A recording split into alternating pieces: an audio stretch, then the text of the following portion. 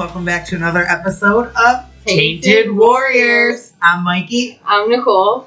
And this week we're going to talk to you a little bit about the different Mandela effects we found that we feel personally attacked by, basically. Yep. Like these... Like you came for me, trying to tell me that these things are not really what they are. And I mean, they're like, a majority of them are ones that people have probably already heard of. Right. But, I mean, I wanted to go down this, I can't even lie. It's still important to explore it in case there's people out there that don't know. Because honestly, I'm not going to lie, I feel like a lot of people that I know don't really know a lot of these. So, right.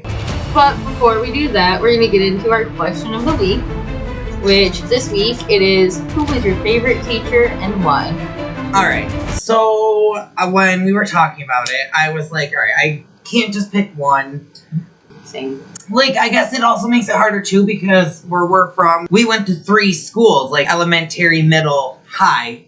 And, so there's some people that, like, they just have, like, elementary and high school, so maybe it makes it a little easier to pick, like, your favorite. And I feel like we have a little bit more. We went to 3 different schools that are kind of transitioned a little bit different. One of my favorites is my speech teacher from elementary. Still see her now to this day. Her name's Miss Clapper. Love running into her. My second one is my middle school. She was kind of a special help teacher, and she also did homework hall after. And I would stay after school purposely in the homework hall room just to hang out with her. Her name's Miss Edwards, another teacher that I still see to this day. Now, just in case anybody doesn't know what homework hall was, that was if you didn't do your homework one day, the teachers basically disciplined you by giving you homework hall, which meant that you had to stay after school in a room with basically Mikey's teacher there. And me. And you were really supposed to just do your work. Like, you weren't supposed to talk or do anything fun, because it was a punishment. It was discipline. And I'd get in trouble if I actually got myself homework hall. She'd be so mad at me. Like, we can't even hang out today. You're supposed, And then, going into high school, for some reason, I was really close to the nurse.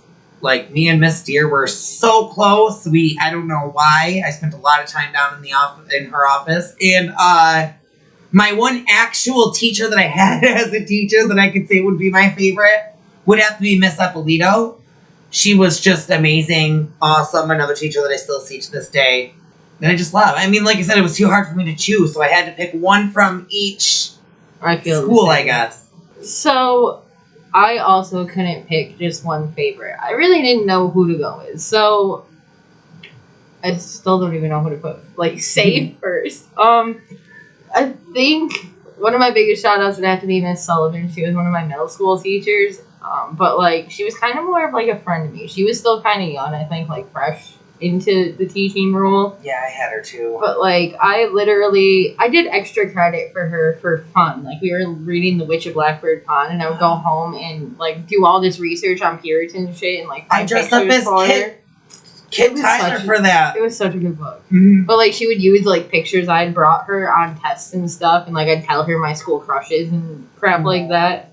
And, I told Mikey, I even one time, walking out of school, asked her if she thought that life foreshadowed itself, so I feel like that's kind of a big deal. That kind of teacher that can listen to that stuff from me deserves a shout-out. Miss Kiviak, I know Mikey also likes her. She was just one of those genuinely good people who actually cared. But my favorite story with her is how I was having a bad mental day one day, so of course Mikey was my best friend. He was going to be there for me, but we were in the middle of school and we couldn't just walk out. So instead of going to our classes, we actually went to Miss Kiviak and we were like, "Hey, help!" And she let us chill in the back room instead of going to class, which in retrospect, we were such dicks for doing that to her and, putting her in a position to choose between, obviously students that she cared about. She cared about all of her students, I feel like. Right. And that kind of thing really does mean a lot to kids, I feel like, because, it got me, I dropped the class I skipped shortly after, because I just mentally was I'm over this. It was an advanced class, so you didn't really need it was teaching me college shit, and I'm this isn't gonna help me anywhere. The Odyssey, I'm sorry, it's a great story, but it's not going to help me anywhere in my life unless we do a podcast on it. Right, and I think that when I skipped, mine was just the global the global RX class again, not RX, but the like pre-study that they made me do because I failed my global test, and I already knew the reason why I failed it was because Mike got a little carried away the night before, so I was like, no, I don't really need a whole class. I know that I can take this test semester halfway through the year and I'm gonna pass it, right? Which I did. It's not like we skipped things we knew we needed at that time. Right. And then the last one that I had to mention is Mrs. Garrett, because she was also just one of the kindest souls you'd ever meet. I'm pretty sure she also taught my older brother and my younger brother. And, like, to this day, when she sees me out anywhere, she, like, literally will flag me down or, like, she just makes sure that she says hi and, like, we exchange pleasantries, basically. But, like, it's just nice that, like, she had me in first grade and I'm 31, so, like, 25 years later, you still remember you. That's right. Remember and care whether or not I'm doing well. So that is really nice. Teachers like that just touch your heart, and it's good to have at least one. And I think the fact that we can't pick between several, like, goes to show, that we have a our school had its ups and downs, but apparently there were some good teachers throughout there. There were. I mean, I would have to say that was probably one of the hardest to pick because I actually had a lot more teachers that I could have added. Like, I would say that where we went to school, I feel like I maybe just got lucky with the teacher pick, or maybe it was just my personality, but I did just click a lot with almost every teacher that I had. Oh, see, I didn't click with a lot of them, but I did with a lot. There were a few that I clicked with, and, like, I'd like to mention, but we'd be here all day if we mentioned all the ones we clicked with. That's true. Or all the bad ones. Let me tell you, I've had some... I have had bad ones. Like, straight up, I don't know... sorry, I have to just say this real quick. I don't know how, like, legal it is, but I straight up had a teacher tell me, my art teacher tell me my artwork sucked in, like, 4th grade. I don't think that's illegal. I think that's just very frowned upon, morally wrong. Yeah, that's true. Mm-hmm. But, you know, like, that's just crazy. Like, you're an elementary art teacher. I mean, I don't think they've signed anything in the contracts that say they can't insult the artwork, but probably not to your face, you know? Or to a 8-year-old? Yeah. That's a little crazy. Oh, my mom called the school, and she was like, I'm sorry, I had a bad day. My mom was like, how do you think he feels? Right? You had to spread it to my son. Now it's spread to me, because he's having a bad day, so am I. Like, that's crazy. Not as crazy as these Mandela effects that we are about to cover. I actually wondered if Mandela effects, like, if they could really, if our memories could be part of them too, like, our personal life, because... when we were talking about favorite teachers, it made me think of something that me and my mom talked about a couple of weeks ago. So, when I was little, I had a lisp. And I remember this one teacher, she was an English aid helper. I don't know, she came in with one other lady, and, like, we did creative writing in English class, basically, in elementary school. And she told me that I had to, like, take speech therapy because, like, that was the only way I was going to get rid of my lisp. And I remember being so mad because I'm like, no, I'm not going to speech therapy. Like, I didn't want to feel like an outcast. You know what I mean? I was already enough of an outcast. Mm-hmm. So I'd learned that if I swallowed my spit, it got rid of my lisp. And I remember I didn't have to go to speech therapy because I taught myself how to get rid of it it was pretty freaking quick. Like, I put my mind to it, and I think it was only a week or two where it was, like, gone. But my mom insists that I went to speech therapy. And I'm like, I never went. Like, I know for a fact I didn't go. And I'm pretty sure neither one of my brothers went either. So I don't think she's just, like, mixing up kids. But it makes me wonder, like, is that something that could be affected by the Mandela effect? Right. So. It's crazy. Right? Because I'm like, I know I didn't go. Like, that was a big thing for me internally. Like, it was really hard for me. Beyond that, there are things that the entire world recognizes. So before we, like, go over some examples, what is the Mandela Effect? Crazy. That's what it is. So it's basically, like, a bunch of people, like, a group of people, like, you can find people around the entire world that are supposedly having a false memory that's exactly the same. Yeah, that collectively remember the same thing that didn't happen. Right. A false memory. Like, There's a woman, a paranormal researcher named Fiona Broom, who actually coined the term. And it comes from Nelson Mandela. I guess in the 80s, there were a lot of people that believed he died at that point. But he didn't actually die until 2013. So when he actually died, everybody was like, what do you mean? He's been dead for, 25, 30 years. Right. And I'll say, I do remember, being in school and them teaching us that he did pass away. Like, I do remember, because he's an activist, right? Civil rights activist or whatever, human rights activist, something like... Some kind of activist. Yes, and they do, when I was looking into things, like, for this, they were saying that there were textbooks that did say he passed away. So, you're telling me that a book that we're giving to students to learn can spread that much misinformation. That's a problem. Right. If that's true. Like, because I remember him being dead, because honestly, until I looked into the Mandela Effect and his name came up, I remember him being in school, like you said, an activist, but I really don't remember much about him, because I thought, like, he was an older dude. I'm like, he's dead, like, he's not something that impacts me right now, and, like, I'm trying to look at the world as it is right now. You know what I mean? Right. Not that he's not a good example, but... I do remember them saying, like, he went to prison for him standing up pretty much for himself is what I thought. Right. And he got, like, 25 years or something. It was crazy. And I remember them saying that he passed away in prison. And then they were saying that, like, he got released in the 90s. If he got released in the 90s, how come not everybody remembers that collectively? Right. No, I definitely feel like something happened there with this one. He passed away, came back, to pass away again. Literally, the poor dude. But, so that's what it was named after. Now we're going to get into first I'll give you an example of something that is not a Mandela Effect. So there are a lot of people in the world that believe Bob Barker, host of The Price is Right before Drew Carey took over, they believe he died. But if you actually look into that, that was just a rumor that actually circulated around Facebook and I think other social media sites in 2017. So that's not a Mandela Effect. That's something you can actually Google and be like, oh no, someone actually spread a hoax, a fake rumor. Right. You can prove that that's not true, or you know what I mean? Right. Like it's. I guess it's different because it's you can bring it back to a tracing point. I guess you can say that this one person is who released this death thing. Right. Where for a lot of these ones, you can't space out an exact time when the switch was made. Right. You can't be like, oh, well, that company just rebranded at that point, or the movie got remade with a different line. Right. Or, yes, you're right. So that's the biggest difference between, Mandela effects and rebranding, I guess, or things that, remake kind of things. Now let's get into some of the Mandela effects that blew our minds. I have one that I'll start off with, because this one did really blow my mind. Go for it. Double stuffed Oreos. Did you see that? Oh, the fucking, how they're missing an F? Yes. What? Come on. It doesn't even make sense, because when now it says double stoof. You don't think that all of America is going to be like, what's up, Oreo, with your double stoof?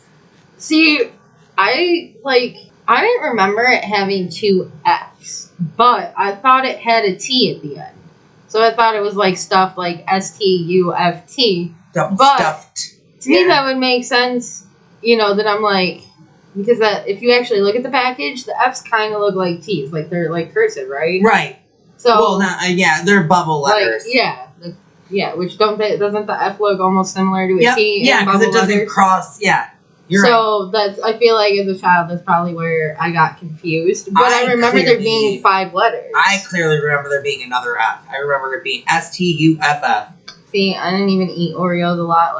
I did until my 10th grade biology teacher told me that the cream was just pig fat and sugar. And then I'll scrape the cream out, and because I like the cookie. See, I don't like the cookie really. See, I do. So I'll take the cream out, and then I'll get the mint ones too. So when you take cream out, it still is a remnant of that mint and chocolate. See, Will and Belli taught me that. I don't know why I picked it up, but I was like, what? I never thought of doing that, and I just I do eat them in crumbles, like the Oreo milkshakes from Burger King. Those are Right. freaking delicious. I don't the Oreo crumbles. I give in. Right. But yeah. Oh, another one that I saw too was Febreze. Oh, the spelling. Yeah, how there were 2 E's. I don't personally feel like that attacked or triggered by that one because Same. honestly, I didn't really pay that much attention to how it was spelled. Right. I feel the same way because I don't think I really paid attention. I feel like it was spelled with 2 E's because, I mean, you spell breeze with 2 E's. So why would you take a random E out? Right. I guess. Like, it doesn't logically make sense. Maybe that's why in my head I always thought it had to. Right. But I don't really know. But yeah, apparently Febreze, like, it's not spelled Febreeze, which is how me and Mikey thought. It's actually spelled Febreze. So Didn't really, like I said, didn't really pay that much attention to see. Just literally thought it would be spelled breeze. Breeze. right, and I know I've seen it 100 times before, but like I didn't commit the spelling to my mind because I'm like, why do I need to really know how it's spelled? Because even if I spell it wrong in a shopping app, they're gonna autocorrect me, or they're still gonna be like, "Did you mean Febreze?" Like, right. And then I just click it. Like I don't have to pay attention to how it's spelled. So right. Oh, did you see Curious George too? That was another one. yeah, with his what is with it? a tail. Yeah. I What personally monkey doesn't have a tail? like it makes sense, but I do feel like alright, I'm kind of split both ways. I don't even see how it makes sense. I feel like I remember him having a tail, but I feel like I only remember him having a tail for like 1 or 2 books. And like, because I do feel like I do remember him swinging by his tail specifically, but just in one of the stories. But then I do remember him also not having a tail for the cartoon. So I guess like, but see, that sounds right to me the way you're saying it. Like I remember him having a tail for like the story, but I don't remember him having a tail for the cartoon. I feel like he had to have a tail in the story. Like I remember, I didn't watch a lot of Curious George, but I remember one time he got loose in the apartment, and it really terrified me that he was loose because I'm like, oh my god, like he's in a city, he got out the window, like I don't remember who his guy was, but like he couldn't find him. Yellow hat. Yeah. You had almost all of his name. I did good there. You did. That was funny. But yeah, like I remember being terrified he wasn't gonna find him. The monkey's like going all throughout the city. Tell me how he got down. Like he was swinging from shit as he went across the city. Like he didn't just run across like New York City streets. You know what I mean? And he didn't just run the block a few times. Like he was going all over. So how would he like? And he wasn't running like, I don't know. It doesn't make sense. It doesn't. Because like I said, when you think of a monkey, you think of a tail, but... That one also bothers me because one of my exes was obsessed with monkeys. And we had so many Curious George things in the house. And like, I feel like there were tails. Like, I lived with them. Right. Because they were monkeys. And like, if someone were to tell me none of them had tails, I just feel like that would be wrong. Like, you're telling me I lived in a house with monkeys, half of them didn't have tails, and I never noticed? like, it didn't become a thing? Right. One that I had, here's one that we both talked about, was the Berenstain Bears versus Berenstein Bears. So, let's spell that for you. You're never going to convince me on this. Berenstein. That is how Berenstain Bears is supposedly spelled in this reality or whatever you want to call it, as so many people say today. However, what we do remember is Berenstein, which makes it Berenstein Bears. Or Berenstein, depending on whether you emphasize the E or the N. And I remember when in school, we had library time, and our librarian read us Berenstein Bears. And I remember her being like a library teacher and older. She did say it Stein, and emphasis the N. You know what I mean? And not that.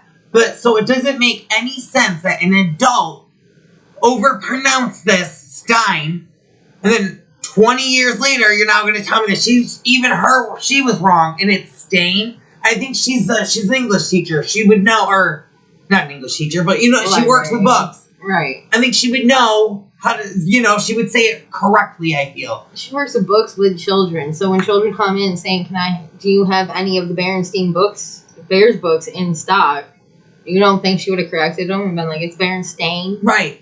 And I remember before, too, they used to make you, read some of the book, if they didn't think you were going to actually take the book home, they'd make you read it in front of them to make sure that it was, your reading level. Yep. So, if they went through all of that detail just to make sure that you picked out the right book, you think they're going to let you say the name of the whole, thing wrong? No. They tried to say it was because, newspapers and stuff spelled it wrong sometimes, which might be true, and maybe it was spelled wrong, or maybe that's really how it was spelled, and something switched. Because, like I told Mikey, I used to walk to the library as a child, in elementary school. And, even after my little brother was born, I was, 8 years old, and we would still walk with him once he could walk to the library. So I was constantly in the public library if I wasn't in school. And I read all of these books, and, I was very well read. I was reading at levels above my age. So, these are just, fun books I read in 5-10 minutes. To think that, I didn't, look at the name right or didn't know how to say it right. I feel like it's an insult to me. Right. Because, that was my thing. I was a 90s child, and I was, I like to isolate myself. So that was all I did in the 90s, really, was read. Mm-hmm. Kids would play outside, and I'd still try to take books outside. I'd have, 1 or 2 friends, maybe.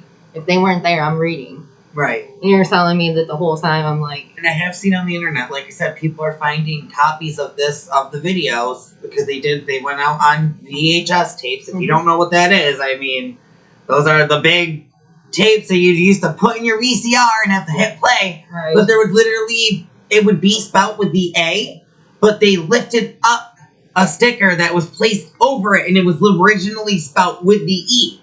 And it's right. So are they trying to... what is the purpose of Are people that? trying to mess with us? There's a picture of, the bears, because they made, teddy bears of the parent them, and I think they were, limited edition. But the tag actually has both spellings on the tag. See? Which is crazy. It was a marketed product. You bought it, and it literally had both spellings, yet you're telling us the EI never even existed. They both existed on this tag. Yeah. That makes no sense. No. So, another one of the Mandela effects that I feel gets a lot of 90s children, and I know got me and Mikey, is Shazam. And we're not talking about that new Shazam that they made to try to silence everybody that is Mandela affected. I'm talking about the Shazam that actually existed with Sinbad, despite what he and anybody attached to him say. My mom remembers me watching this as a kid. It was a movie called Shazam. It was about a genie. He was literally a genie. It was the only genie movie I ever watched. It was the only reason I even knew Sinbad existed in this world, because I, to this day, can't tell you anything else that he's ever done other than deny it. He was in a couple children's movies. He did do Jingle All the Way. He did a comedic little part in there. I do remember him from a couple, not remember him from other movies. I do remember this movie, though. Right. And even my older brother came to me one day, and he was like, Mikey, you remember that movie, the Genie movie? And I was like, oh, Shazam? And he's like, yeah, that never happened, right? And I was like, shut up. And he started telling me, and I was like, no, me being gay, I didn't really care about sports. He knew of Shaquille O'Neal.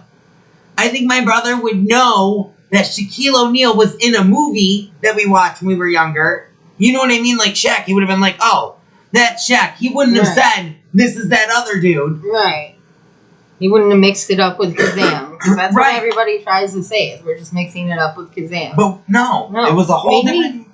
Maybe this is a different reality. Maybe we somehow stepped from a parallel universe, and in this universe, it's Kazam, and in a different universe, it was made as Shazam with a different person. I don't really know. All I know is, so many of us have watched it.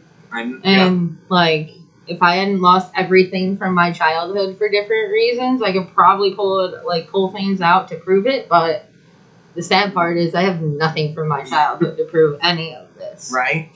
Next we go to Monopoly. Everybody loves to play Monopoly. It's the game that everybody loves to hate. you sit down thinking you're gonna have a good family game, and then somebody ends up losing. Next thing you know, the money's flying everywhere, cards are flying everywhere. Attitude is everywhere. It's 8 hours later, and you realize that you're hungry and need to sleep because you have to work at 5 a.m. Mm-hmm. So we know the Monopoly Man pretty well.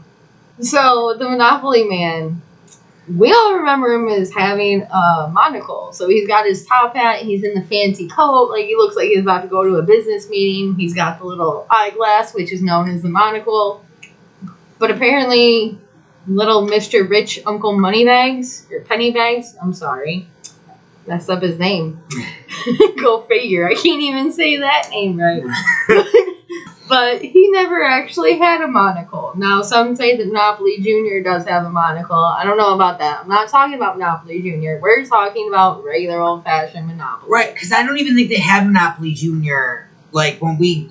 Like, yes, it did come out. Right. It probably came out when we were younger, but that's not what we, like, played originally. We played Monopoly. Monopoly. Yeah, with Ventura Avenue. Yep. Was it Ventura? Huh? You remember the yellow one that was called Ventura Avenue? Yeah. Yeah. You remember it like that, right? Wait, there was Marvin's Gardens, is the yellow one. Ventura Avenue. Yeah. Wait, say it again. Ventur. Oh, see, that's one of the... V-N-T-U-R. T-U-R? That's how you're saying it? V-N-T-U-R. See, because that's another... I don't have that written down, but that's another Monopoly effect is so many people remember it as Ventura. Like V-E-N-T-U-R-A, which is what I always thought it was. No, I don't remember it. I remember it being just Ventura. See, yours is close to that, though, but what it really is V-E-N-T-N-O-R. Which I'm like, what even is that? Like, where did that go? I remember V-N-T-U-R. And there might even have been an E at the end. V-N-T-U-R-E. See, that's close to mine, too. I can see an A and an E being mixed up. And I remember it being like my mom, like you get Ventura. Like, see? But no, apparently it's Ventnor, like, basically. No. I didn't actually look into that one, so I don't know if maybe there's, like, explanations behind that. Right. Like, I mean, nothing that I saw it multiple times without explanation, but I didn't specifically look for reasoning behind that. But, yeah, so that's two things just attached to Monopoly. And with Rich Uncle Pennybags, they tried to say that we mix him up with Mr. Peanut, because Mr. Peanut has a freaking eyeglass. Eyeglass? She's just not even going to say it anymore. I got you. It's monocle. But, I don't even like peanuts. So I would be like, no, I don't like that guy. I'm going to make sure that I'm like, you know what I mean? Right. When you don't like something, you can tell the difference between something you love and something you hate. Like I did say to Nicole, I was like, maybe instead of that, I said, was there like a chance or a community chest card? Because all of them did have him like doing different crazy things. It's like, was there one that had him have a monocle? She said no. Like they went through it. Like, and I was like, maybe that's how they confused it. But I guess if there's none. But they're literally saying that like he just never had one. So they're not even saying like it was on a special card. Like no. Because I clearly remember it. I clearly remember one ever. Yeah, right? It's absolutely crazy. Another thing I clearly remember is the Cornucopia, which that thing that almost looks like a basket on the Fruit of the Loom logo. Right, that had it. With the Cornucopia. Brown. Yeah. And they say no. It's the best, what's it called? Basket of Plenty, I think it's called. Which, I mean, it would make sense to me if you told me it didn't exist if I didn't remember it and there wasn't, like, what they call residue, like the pictures of it still remain. Right. Because I remember in commercials, I don't remember the Cornucopia ever being in commercials. I remember the people being dressed as fruit. That's and, like, exactly what I thought of too. I was like, well, the people did the commercials, but I do remember in a picture there was a Cornucopia. Yeah, and all the pictures, like when they flashed to the logo at the end, it was always there. Yeah. So when they took that out, I had a Fruit of the Loom logo bra that I didn't realize I had earlier. I actually, I looked at it, and there's no Cornucopia, and it pissed me off. Yeah. Because I'm like, this looks a lot of my boxers are Fruit of the Loom, and I'm like, I don't remember, because I remember them looking like they were spilling out of the fruit, or out of the Cornucopia. Right, that's exactly what I thought. Now they're just lined it's a basket of plenty or bountiful basket or whatever, and they put it down and everything fell out, so everybody gets to enjoy it. That's bountiful. Yeah. Like, I okay. agree. No, now it's just a bunch of fruit. Okay. Like, fine. Whatever. So, that's a couple of, like, product kind of things for that. There's, like, phrases, like, famous quotes that people remember that apparently have never been said. So, one that I actually, like, I know for a fact this was said, because I used to watch I Love Lucy with my mom all the time. Ricky Ricardo. Anytime Lucy got in trouble, he'd be like, Lucy, you got some splaining to do, because, you know, he had the accent that I can't do. You got some splaining to do. Either one of us can sound like Ricky Ricardo. But he definitely said that, and I know my mom's going to watch this, and I feel like if I haven't already talked to her about this, she's going to be like, wait, what? Like, but no, like, apparently he just said things like, Lucy, splain, or splain that if you can. Like, no, he did not. Ricky Ricardo did not just be like, splain that if you can. He said, Lucy, you got some splaining to do. Yeah, I agree 100%. I didn't watch it as much, but once again, the reference, I don't get, what really confuses me about everything is that why are references made of all these things? Why, then how are they always so wrong? Right. You know what I mean? Like, you go and watch anything that's going to reference I Love Lucy. They're going to have a man screaming, Lucy, you got some splaining to do. Literally. Like, or even more of these that we're about to say for movie quotes. Why is it that they are represented in another movie how we remember them, but the original is completely off? Where did we get it from then? That one honestly just really bothers me because when I watched it with my mom, it was reruns. She watched that as a child. Right. You know what I mean? She used to say that to me all the time, like, right. For no reason, like, just be like, because I did something, or she's trying to make me laugh, or whatever, but she said that to me numerous times. Right. Which is from her childhood, and she got to share it with me in my childhood, and you're telling me that it never happened. Like, no. You're not going to take away my memory of my mom. Like, that's not going to happen. So, another big one is, I admit I'm not a Star Wars person, but I know people who are, and they have always said that the quote is, Luke, I am your father. With the deep, like... speaking it into a fan. Right, Luke, yes. I am your father. Literally an air fan. Luke. Yeah. But apparently that's not the quote. It's just, no, I am your father. Where do we get confused of Luke and no? Those don't sound anything alike. They don't... Honestly, I don't even feel like no is as dramatic. You know what I mean? Like, I guess when you're putting it in the emphasis, I guess you could make it be dramatic. Like, no, I am your father. But, like, not the tone, though. Not as, right. Not with how the name spoke. Personalizes it. You know what I mean? Right, that's what I mean. And that's what they were going for in that moment. They didn't just want... It was Luke. I don't watch that. I didn't really care for Star Wars.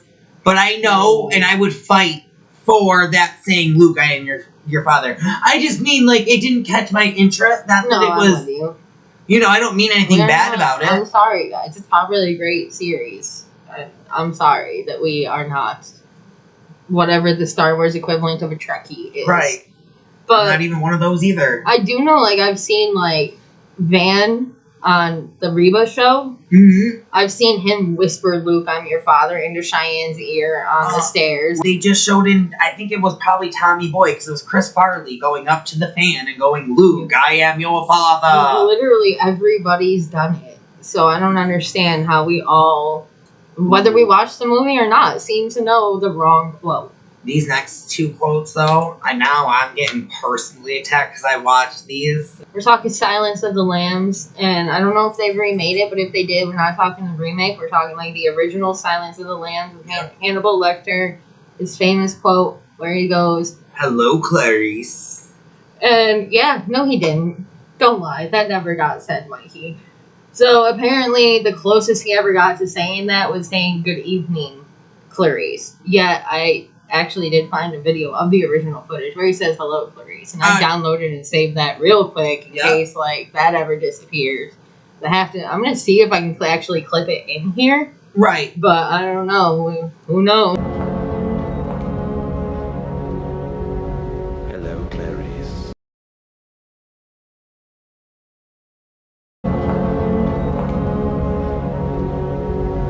Hello, Clarice. they were trying to say too that like the part that when he says it, like the part that we're confusing, it's Clarice. Like, because the closest that he gets to saying anything like good morning or whatever or what you just said was the good afternoon, right? Good evening. Or good evening. Yeah. But like in that part where he says like we're confusing, he actually says, well, Clarice. Right. No. He don't. So phonetically, the closest he gets is Clarice, but like actually saying like greeting wise, the closest he gets is good evening, Clarice. But we all distinctly remember him saying hello, Clarice, because it was that scary. When he said it, you felt chills in your bones because it's like, whoa. Hello, Clarice. We were from a different time where our parents weren't scared to let us watch movies where, you know, cannibalists actually ate people and like people got murdered. I can't even lie. I didn't realize that he was actually eating the people while I watched it the first time. Like I was young, you know. I just thought he was a crazy person. I was watching people under the stairs at that point. Oh, so, my mom let me watch all everything. The crazy stuff. Right. So, I watched so many scary movies when I was younger, and this was one. And I know I watched because when he said it, I got chills. Hello, Clarice. It sent my hair on my arms up. I probably didn't even have hair on my arms. I don't think I got chills, but I know for a fact after watching it that, like, in attempts to scare me, that, like, or, like, whatever, my family has quoted that specific line. My family who sat there and watched it with me and is also extreme horror people, like, we'll have family dinner and we'll put on a horror movie during family dinner. So to think that my entire family has been misquoting it is just, it's insane to me. And hopefully when they're watching, they're not saying that, like, I'm lying, because I swear to God, I remember all of this stuff clear as day. Like, right? And if you don't, that's really scary, because that means Mandela Effect can literally, like, alter memories between families, which is terrifying. Like, one day they're going to be like, you weren't even born. Right? And be like, wait, what? Where'd I go? So the next quote is from a little lighter of a movie. We all know Snow White and the Seven Dwarfs. We all do. We all have seen it. We all know the quote. Just by saying that line right there, you know what quote we're going to say. What does the evil queen say? Mirror, mirror on the wall, who's the fairest of them all? No, she doesn't. That's not how it goes. She says magic mirror on the wall. No, she don't. Magic. I think we all would hear, I'm so frustrated. Not even just hear it. I read the books. What are they? Like the Golden Bridge or some crap books. Like, I owned it. It said mirror, mirror. I've seen pictures that people have taken where it says mirror, mirror in the books. The ones that I specifically read. So how do you say that it didn't, like, it's magic mirror and it was never changed? But, like, again, we're talking books where you have to physically read them, and they literally say mirror, mirror. I don't get it. Once again, every reference in any other movie of the world, they look into a mirror, and the second they do, mirror, mirror on the wall. Look, nobody has ever said magic mirror. No. Nobody. Not even the evil queen that they're trying to say did. Never said it. Literally, nobody said it. And then the last quote I have before I get into the most recent Mandela Effect I discovered that really gets me tripping is Billy Mays. We all know his famous quote. He's the OxyClean infomercial guy. He would always be like, but wait, there's more. Right? He's got to get you excited. I'm an infomercial fanatic. You can ask anybody of my family. They would be like, this kid spent hours. I wanted a Jacqueline Power Juicer. Nicole, actually, do you remember buying me a ShamWow for my birthday? Okay, we want to talk about infomercials. We are right up my alley. You cannot tell me he never said, but wait, there's more. They've made references to that too. Like, didn't they reference that in what was it? One of the Scary Movie and that character, but like they've even referenced him doing that, and like you're like, no. That was your mind playing tricks on you. Secretly, you were asleep the whole time. He was just telling you not to fall asleep. No. Because more was coming. I'm telling you, no.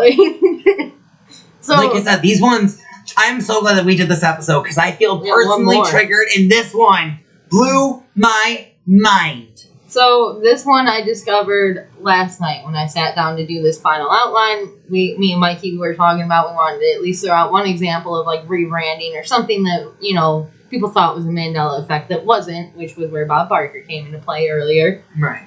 But this one came up in the process, and it's the Wizard of Oz, the Scarecrow. There's a scene where he, the Tin Man, the Lion, and Dorothy are walking through the haunted forest. In that scene, we do not remember Scarecrow holding... I don't remember him holding anything. Anything. Do you? Nothing in his hands. The only time I... Remember the axe in the Tin Man's hand. Right, I was going to say the only thing I Dorothy's remember things like in hands is what you just said. I remember the axe being carried in a basket. Nothing else being carried. So, I'll start off easy where... that's not the case. Like, apparently everybody's holding shit. Like, the lion has a big-ass butterfly net and, like, a metal canister that supposedly holds bug spray. The Tin Man not only had his axe, but he also had a giant, like, 16-inch wrench over his other shoulder. For what? And the Scarecrow, he's the one that gets me. Now, he has a walking stick, which, fine, whatever. Maybe I missed his walking stick. I'll let that pass. But he's got a freaking gun. I'd turn back if I were you.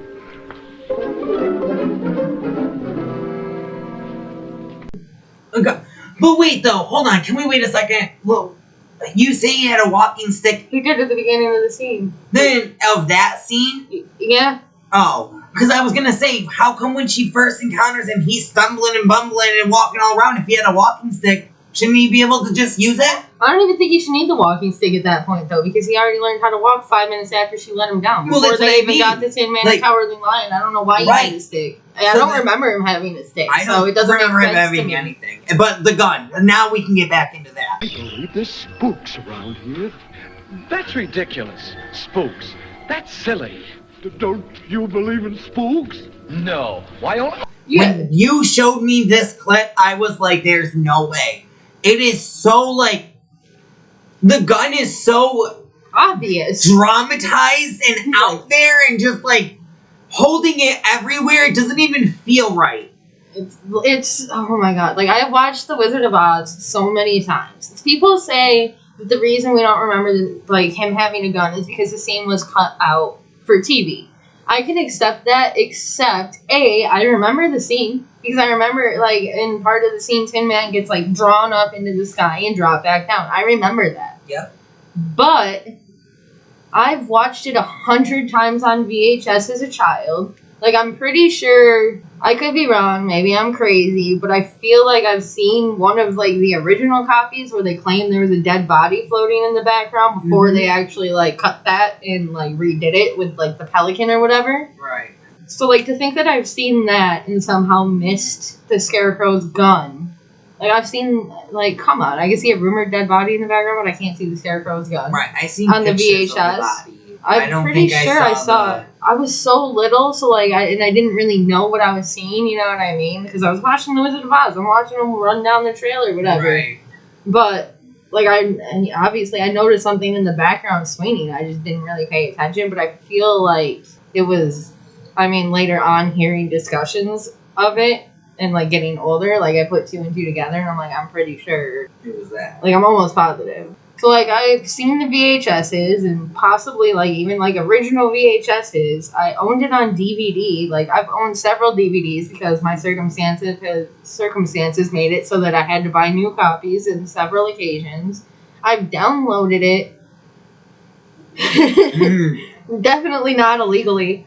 Several times onto various computers. So to think that I've owned all these different kinds of copies and never once saw the gun, the butterfly net, the wrench, like, it just seems insane to me. And you're not going to convince me that he ever had a gun. It doesn't even make sense. It doesn't. He was a Scarecrow. He didn't have it when he came down off of the thing. So where did he get this magical gun as they're walking on the yellow brick road towards the Emerald City, like, Right. or wherever the fuck they were on the mission to at that point. Like, you know what I mean? Doesn't make sense. I also don't understand why Tin Man has a wrench, because he got caught in rain cutting down trees. That explains the axe. That explains the oil can that most likely was hiding in Dorothy's basket. But what the fuck do you need a 16-inch wrench for when you're cutting down trees? Right. And then, I mean, I guess maybe whatever, the lion could have a butterfly catcher. He's scared of everything, so honestly, that doesn't make sense to me either. Right. Because why are you having him catch a giant butterfly when if it runs into the fucking net anyway, he's probably going to drop it and run screaming. Like, in the scene, an owl hoots, and he runs scared and, like, comes back crying because Scarecrow and Tin Man drag him back. Right. So, but he's got to, it's like everything that they're not supposed to have, they gave them. Scarecrow's not supposed to, like, he doesn't have a brain, and we gave him a gun. Right. Why didn't we give the human a gun? Why doesn't Dorothy have the gun? She's the only one with any kind of, like, I mean, maybe Tin Man, but what if he runs? Right. He can't shoot. Lion's gonna shoot himself, so he doesn't have to be scared. He's scared of the gun. Scarecrow, so. like, I'm amazed he didn't shoot anything. He probably, like, accidentally shot the lion, tried to run away, he tried to grab his arm, and accidentally shot him. You know what I mean? Right. I'd turn back if I were you.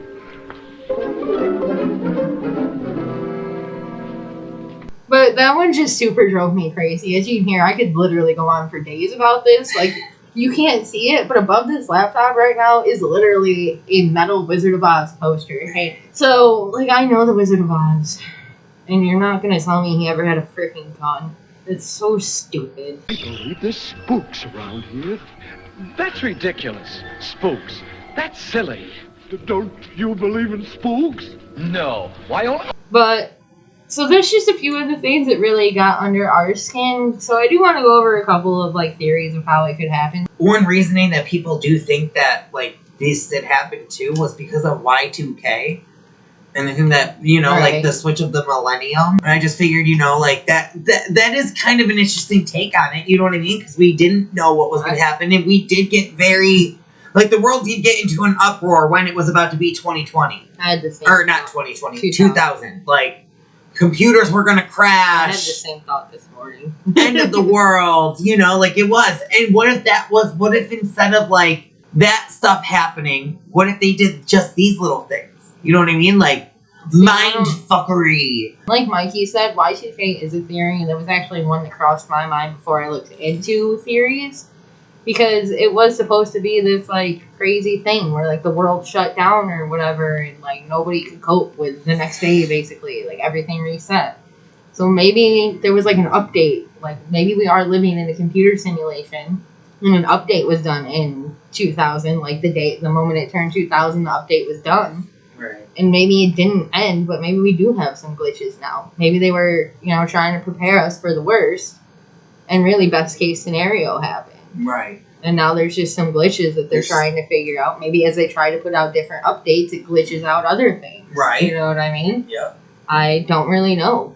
I always wondered if maybe like a butterfly effect could be a reasoning for this, because we've all seen the movie. You go Right. back in time, you change one little thing, it affects...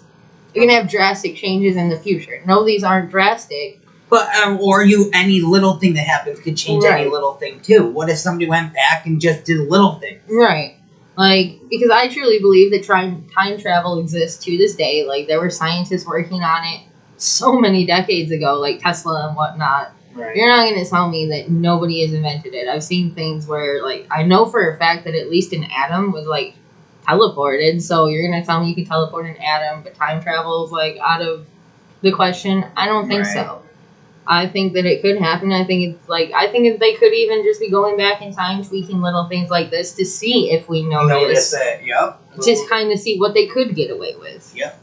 There is, obviously, people think that it's just false memories, which doesn't make sense to me at all, because there's so many people having the same false memory. I don't understand. If it were just, like, spelling things, like Berenstein versus Berenstain, Right. maybe you could convince me, but we have full-on quotes here. Quotes. I mean, there's Like- a lot. There's quotes. There's, just, like, scenes. There's different picture, like, what we remember picture-wise.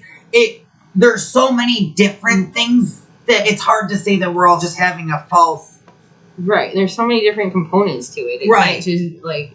The only way it would make sense if we all have false memory is if we were all, like, literally part of the simulation, Well, and we got affected by the update. You and know if it's what I a mean? false Like, memory, then that means they had to have really have happened for us to have remembered it falsely. You know what I mean? Like, It's I don't know. What is that? It's like a is that like an oxymoron? I think so. Is that the word I'm looking for? I feel like that because where it contradicts itself. Yeah, because if like a memory is something that has happened that you picture, that you remember. Well, that's the thing though, is they say memory isn't that reliable. Like apparently witness testimony really isn't that reliable because a memory can like fail us, and that's also crazy to me because like this is a little sore topic. I mean, not really sore, but like not happy.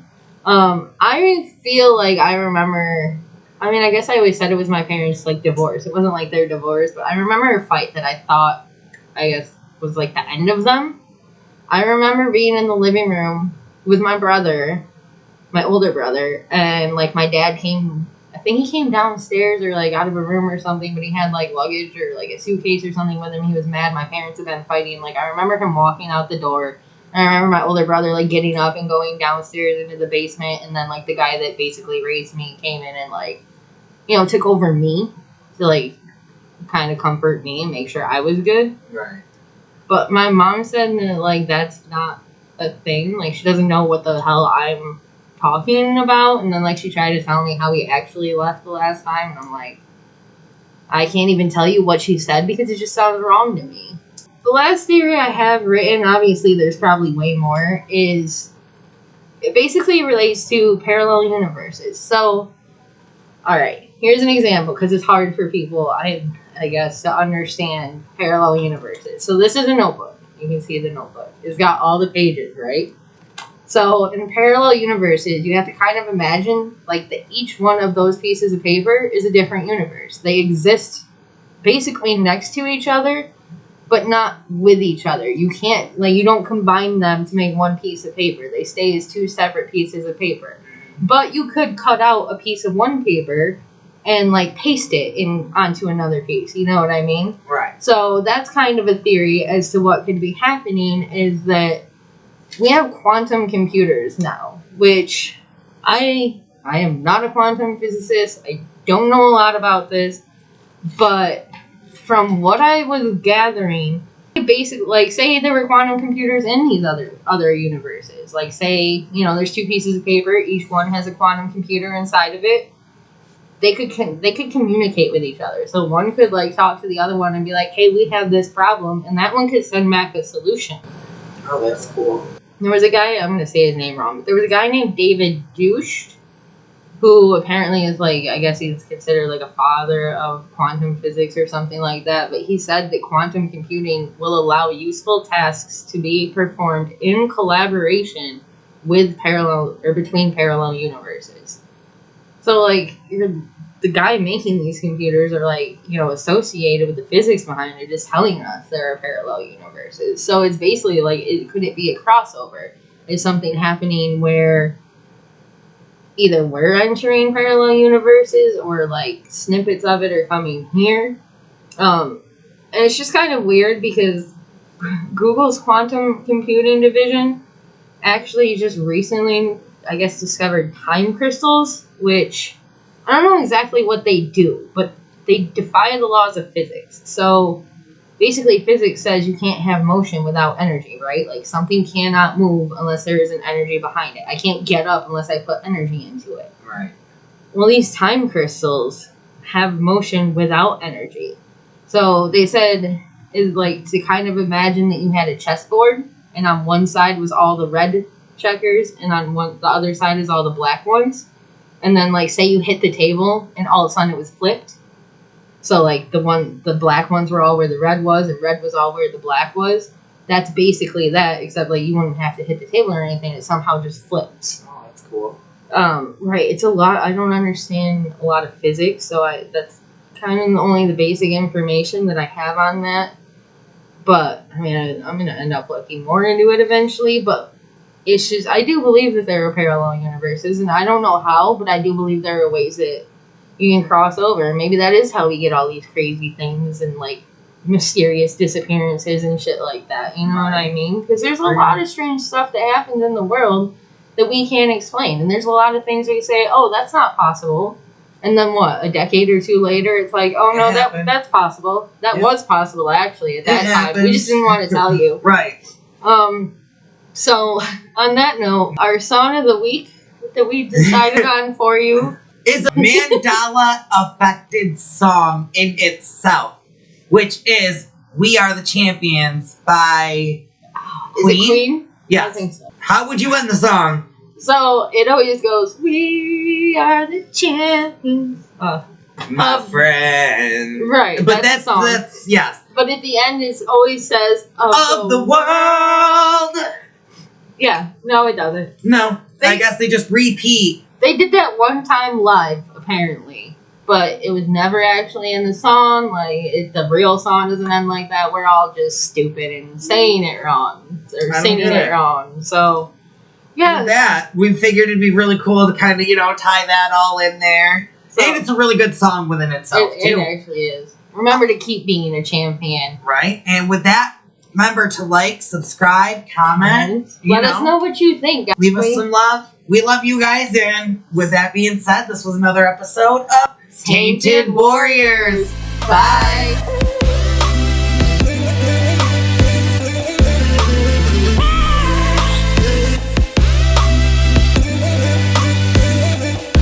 Tainted Warriors, a TW Productions podcast.